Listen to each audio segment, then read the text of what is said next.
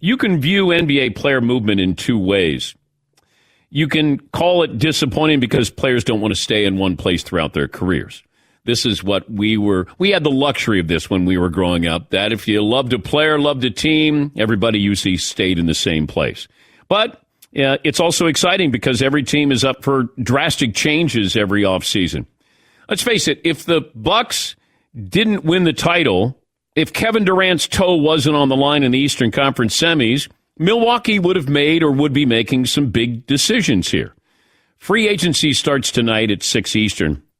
And it's time for everyone to reevaluate, and not just because of the players that are available. Teams have to show their best players that they're actually serious about bringing in some talent, building a contender, like Damian Lillard in Portland, the Wizards, Bradley Beal. What about Zion Williamson? Pelicans going to surround him? What do they add there? What do they subtract there? Can the Warriors make another run? What do the Sixers do with Ben Simmons? Can the Lakers make another move? Who knows if anything will actually happen? We love the speculation, the possibility, but it certainly seems like anything's on the line, on the table with the NBA. And Kawhi Leonard, as expected, is going to opt out. And just so you understand the paperwork on this, he's eligible for a starting salary of 35% of the salary cap. So that would equate to $39 million. So it's an easy decision for him to opt out and get $39 million. You got to factor in a couple things here. Kawhi, does he want to stay? Does it make more sense because you'll make more money to stay? Is he even going to play this year? Do you want him to stay? Like, there's a lot of things that are attached to this with Kawhi. Wonderful player. And if you're another team, do you want to invest in Kawhi Leonard? Because go back to what the Nets did. Kevin Durant left the Warriors. The Nets knew he was not going to play the first season, and they signed him to a 4-year, $164 million deal. Kawhi's going to be in a similar situation, and L.A. runs the risk of losing him in free agency. Does Kawhi want to stay home? Right now, if your focus is on Kawhi, he's had major surgery, he tore his ACL. He's got a long, long rehab time. And knowing Kawhi, he is going to take his time. He's not going to push this. And I think that there was a thought that Kevin Durant was going to push this with the Nets and that he'd want to come back and, he'd want to start sooner. Nobody talks about his Achilles injury anymore. Kawhi with an ACL, the Achilles is far more serious than an ACL. I mean, that you're out for a year. We don't know what's going to happen with Kawhi, but my guesstimate, being Mr. Knee Surgery here, I don't think he plays this year. And at some point, do you want him to play? Does he want to play? Does he want to go out there and be kind of a shell of his former self? The answer is probably no. But you can't sit here and go, well, why would you invest in him if you're another team, knowing that he's going to come in and not be 100%? Yeah, you roll the dice with that. And the Nets did that with Kevin Durant, but it paid off for them. But free agency starts tonight at 6 Eastern. There's a lot of possibilities here, but that's what happens with free agency. Chris Paul is going to opt out and then probably re-sign with the Suns. It feels like that. Kyle Lowry is in great demand right now.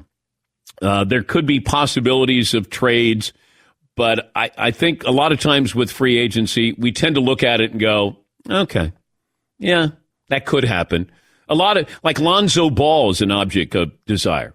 I love Lonzo Ball's game. Excuse me? Yes, I do. And I think that he seems more comfortable in his own skin. The shooting's getting better. He's not a liability.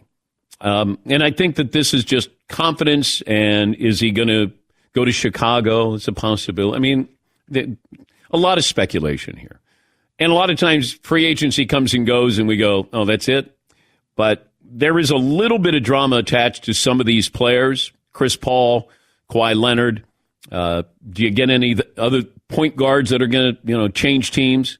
And I think that's worth keeping an eye on right now. Can the Lakers make another move? I think they're going to have a hard time signing everybody. Hey, we got 3 really good players. And exactly. Yeah, McLovin. Melo? Well, I love it for content. I mean, put him in there. I thought that they would have gone after, when they didn't go after him when he went to Portland, I thought, okay, LeBron, here's your boy. Bring him in. I mean, come on. You don't have to pay him a ton. Bring him in. You got an outside shooter. Now, granted, he's a mid-range jump shooter, but I thought, all right. And then when they didn't, it's almost like LeBron went radio silent on Melo. Like, hello? And Carmelo is going to Portland. Oh, okay. Then LeBron will send out something with emojis there. Yeah, McLovin. If they don't sign Carmelo, is that on LeBron? Like, if you're Carmelo, are you calling LeBron tomorrow and say, what the heck? Why aren't you guys signing me? It feels like that, but I don't know the inner workings here. How much money do they have? Who else do they want? Do you want to? That's tricky, man. Yeah, I mean, you got Russell Westbrook, who loves the ball. Melo wants his touches. LeBron's the star. Don't forget about AD, who's your best player. And then who's the supporting cast here? And you just hope everybody stays healthy. That's a tricky recipe if you're going to try to win a championship. Yeah, McLovin.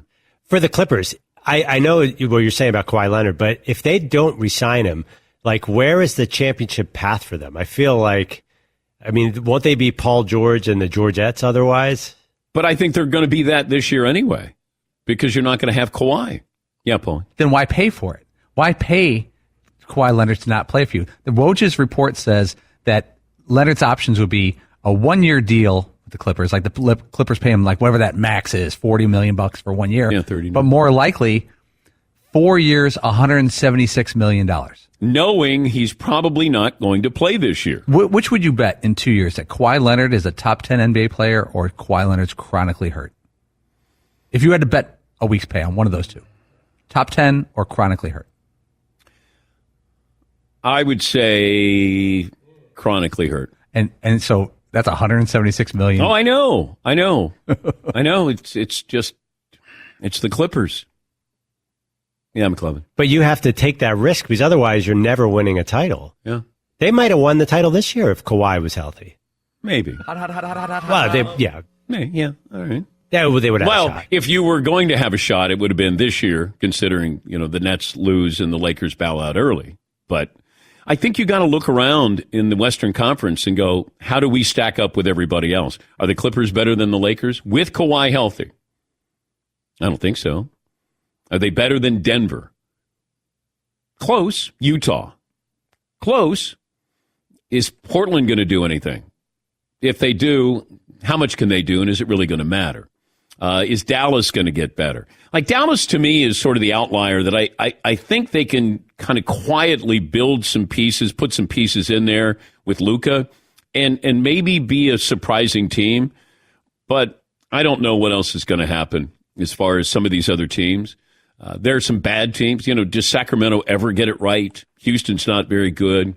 So I think if you look around, you go, all right, we know we don't compare with the Nets, but then who does? Can we win the Western Conference?